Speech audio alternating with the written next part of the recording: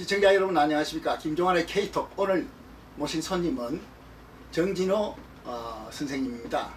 지금 외과 의사시인데 지난 3월부터 국회 해산운동을 혼자서 벌어지다가 오늘의 결과에 이르렀습니다. 안녕하십니까. 안녕하십니까. 예. 근데 외과 의사 선생님께서 어떻게 이렇게 국회 해산운동을 시작하게 됐습니까? 제가 국회에서 운동을 하게 된 이유는 예. 재작년 2012년 예.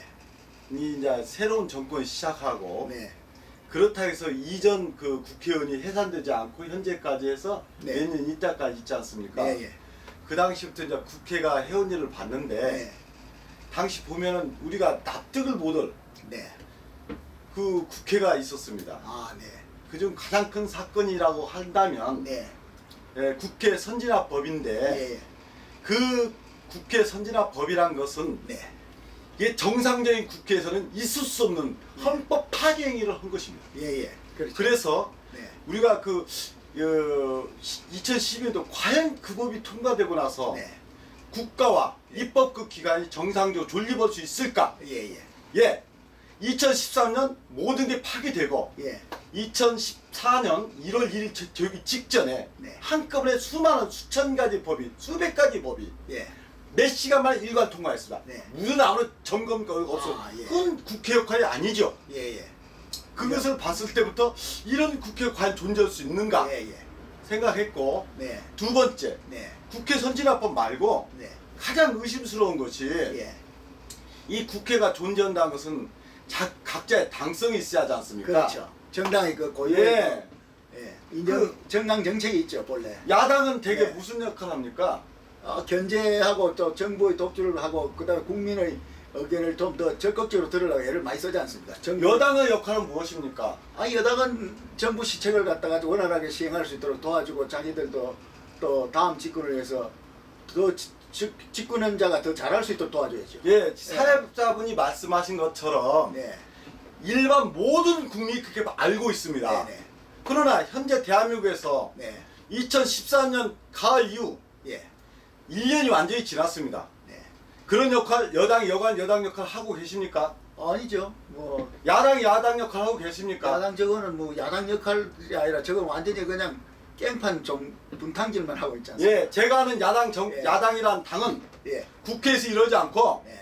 길거리에서 시민단체 예. 그리고 극자 세력은 자의 혁명만을 위한 예. 정당 활동만 하고 있습니다. 그건 당의 역할이 아닙니다. 그렇죠. 그 혁명 세력만이 하는 당입니다. 그렇죠. 우리나라에서는 그걸 혁명이 아니고 그냥 반역 행위입니다. 예, 반역입니다. 예, 예. 즉 반국가 행위를 하고 있는데 예. 정부는 손도 못 쓰고 있죠. 예, 예. 여당은 뭡니까? 네. 반역 행위에 대해서 따끔한 질책과 예. 정상적인 국회를 허지에 못하고 예. 오히려 끌려다니고 있지 않습니까? 끌려가고 거기다 동조하고 있죠, 이제. 예, 이제 동조하고 있고 예, 예. 특히 가장 중요한 것은 요새 일어난 엄청나게 커다란 교통사고 하나 있지 않습니까? 예, 예. 그 예. 교통사고 이름이 해난 사고입니다. 해난 사고. 해난사고죠. 예. 해난사고도 교통사고죠. 그렇죠.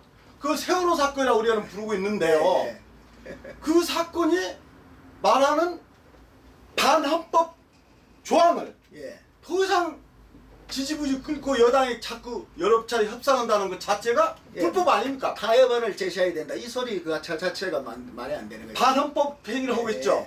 그러면 우리가 아는 정당 두 가지가 있습니다. 예. 하나는 여당, 예. 하나는 야당. 예. 두 정당 당의 역할을 하고 있습니까? 없습니까? 못하니까요. 입법부 기능 하고 있습니까? 없었습니까? 예. 네, 그렇습니다. 그러면 또 실제적으로 지난 그 몇 개월가 보죠. 예. 2014년부터 예. 9월 1일, 오늘 9월 11일인데요. 네. 단 한 가지 헌법이라든지 법조항이라든지 내규조항을 통과시킨 게 있습니까? 없다고 그러네요. 그런데 없다고 저 들었습니다. 자, 질문을 저한테 하는 건 이제 그만두시고 네. 시청자들한테 말씀해 주세요. 제가 볼 때는 그 모든 입법 기능이 사라진 기관, 네. 네. 이게 큰 문제인데, 예. 그래서 이게 이런 기관이 더 이상 존재할 수 있는가 예. 쳐다봤는데, 네. 이 정당은 네. 자체적으로도 네. 해산할 수 없게 되었습니다. 예. 왜? 입법부 스스로가 아. 입법부 독재를 하고 있습니다. 예. 지금 대한민국은 어떤 국가입니까? 법적으로는 상권분리 엄격한 나라인데 예. 입법부 독재를 해도 예.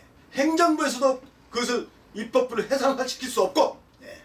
사법부에서 해당을 못 시킵니다. 명령을 못 내리는. 오로지 할 수 있는 국민협력밖에 없는 겁니다. 네, 예. 국민이 거부할 때밖에 쫓아낼 수 없기 때문에 네. 그러면 우리가 아무리 예. 이 정권에게 예. 이런 나라가 더 이상 존립할 수 없게 난리를 치고 있는데 해산시킬 수 있겠습니까? 무엇이죠? 못 시킵니까? 예. 지금 현재 상태에서 국민이 걸기하지 않으면 아무 해산을 못 예. 합니다. 헌법부에서 한다고 되겠습니까? 국회가 자정 능력을 상실했지 않습니까? 그깟 그 반역 정당을 해체하지 않는데 그것도 지금 이제 몇 달째, 건 1년째 넘어서도 1년째죠. 손도 못 보는 그 조그마한 정당, 반역행위한 조그마한 정당도 해체못하는데 그 예. 입법부입니다. 아니 예. 사법부입니다. 예, 예. 그들이 이 입법부 자체를 해체할 수 있다고 봅니까? 네. 예. 지금까지 우리가 지금 잠깐 시간 나눈 대화에서는 예. 입법부 존립의 가치가 없다는 거 확인되었고 예. 해산시켜야 한다는 게 당연히 확인되었는데 해산의 방법이 없다는 게 가장 큰 문제입니다. 예. 그래서 법조항이 없으니까 그리고 그 대신에 확실하지가 우리가 이제 국민이 생존권을 추구해가지고 살아야죠. 예. 그러기 위해서는 그런 모든 이 헌법의 권한은 국민에서부터 출발합니다. 예. 그래서 국민이 예. 나서서 이 그 입법부에 무소불위 자기 생존 지금 현행과 입법부가 하는 걸 보면 완전히 기생집단입니다. 예.